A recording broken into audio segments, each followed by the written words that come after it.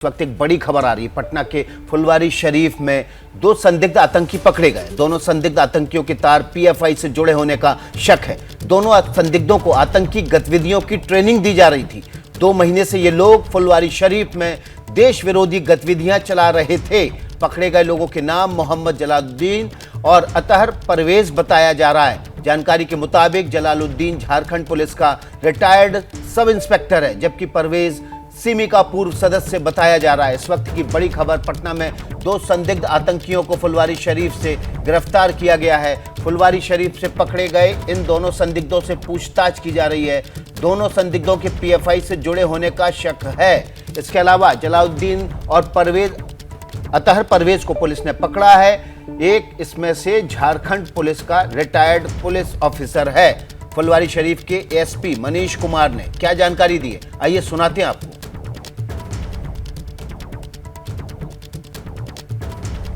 और इस वक्त जो बड़ी खबर है वो ये है कि जलालुद्दीन और अतहर परवेज नाम के 2 संदिग्ध आतंकवादियों को पटना के करीब फुलवारी शरीफ से पकड़ा गया है। दोनों के पीएफआई से जुड़े होने का शक है। पटना में ये दोनों आतंकवादी पिछले कई महीनों से आतंकी ट्रेनिंग ले रहे थे। हमारे सहयोगी शशांक इस खबर पर ज्यादा जानकारी के साथ जुड़ गए हैं। शशांक, कैसे इनको धर दबोचा गया, किसकी लीड थी?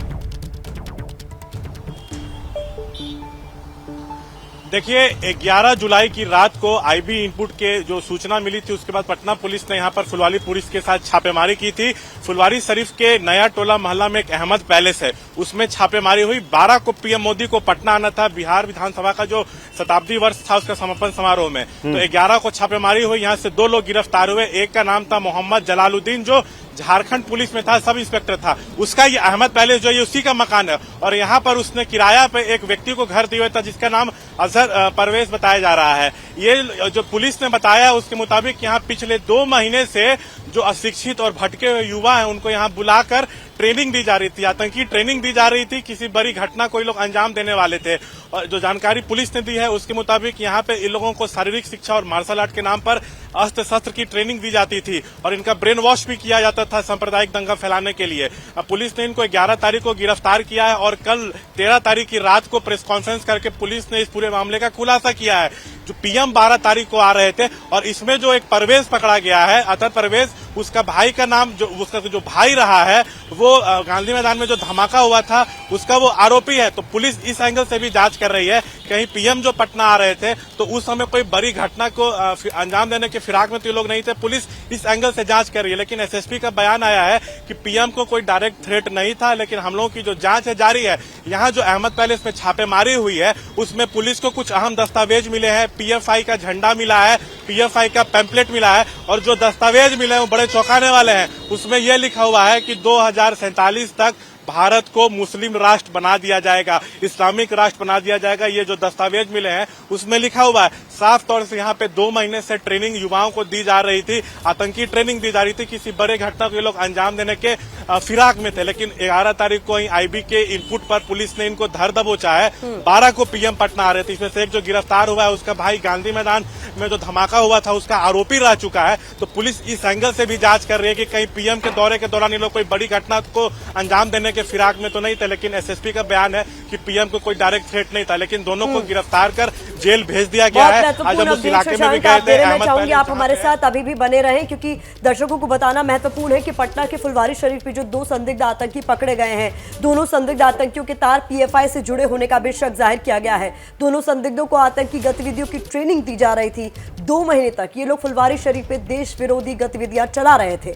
पकड़े गए लोगों के नाम मोहम्मद जलालुद्दीन और अतहर परवेज बताए जा रहे हैं और जो जानकारी सामने आ रही है उसके मुताबिक जो जलालुद्दीन है वो झारखंड पुलिस का रिटायर्ड सब इंस्पेक्टर है। ऐसे में कान खड़े हो जाते हैं इंटेलिजेंस एजेंसीज के भी, जबकि परवेज सिमी का पूर्व सदस्य बताया जा रहा है। तो जो 2 संदिग्ध आतंकी पकड़े गए उनकी तस्वीर तो आप देख ही रहे हैं, लेकिन इस बीच सवाल ये कि क्या पीएम मोदी निशाने पर थे, क्योंकि 12 जुलाई को वो पटना में ही मौजूद थे। ऐसे में ये कई सारे सवाल उठ रहे हैं। फुलवारी शरीफ के एएसपी मनीष कुमार ने क्या कुछ जानकारी इस पूरे मामले को लेकर दी है, सुनवाते हैं।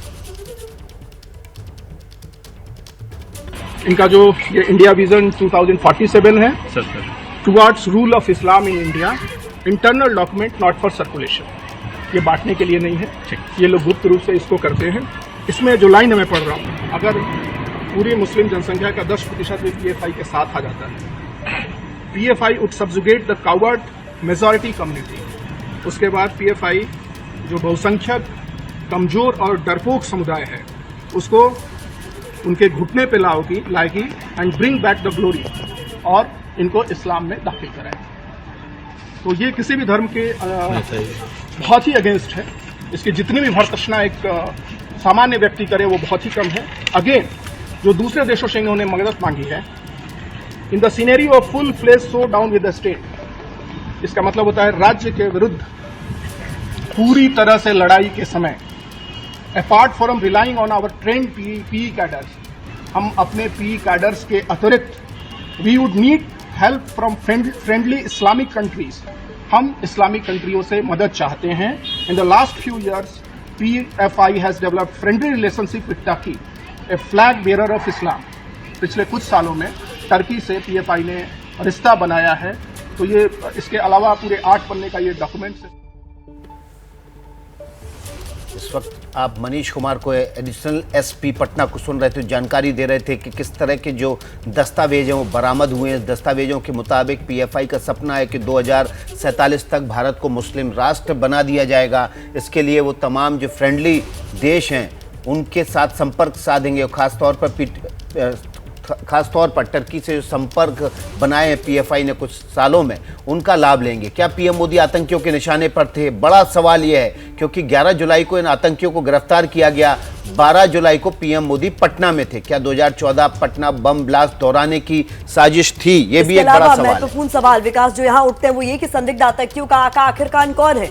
जांच का विषय जरूर है, लेकिन इनका कोई ना कोई आका जरूर होगा। इस साजिश में और कौन कौन लोग शामिल हैं ये भी जो है पूरे जांच का विषय है। ऐसे में बड़ा सवाल बरकरार।